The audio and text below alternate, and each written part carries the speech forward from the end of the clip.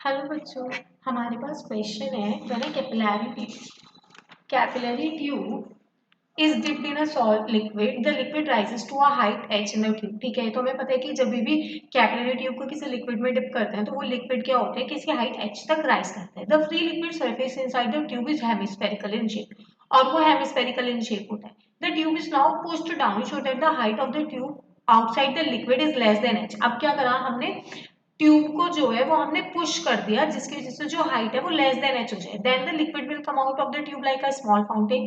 Liquid will ooze out of the tube slowly. Free liquid surface inside the tube is spherical. The liquid will fill the tube but not come out of its upper end.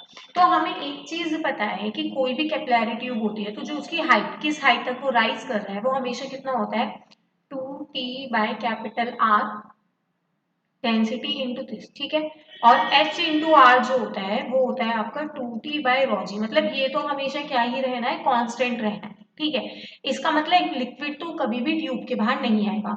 Option A में बोल रहा है वो come out, तो option A भी गलत। उसमें भी बोल रहा है यूज आउट मतलब बाहर निकल जाएगा, तो ये भी गलत हो गया। अब बात करते हैं ऑप्शन नंबर सी और ऑप्शन नंबर डी की। जब हम लोग उसको पुश कर रहे हैं लिक्विड सरफेस के अंदर, तो जो उसकी शेप है वो अब स्फेरिकल नहीं रहेगी। ठीक है, तो इसलिए फ्री लिक्विड का सरफेस भी स्फेरिकल नहीं रहेगा।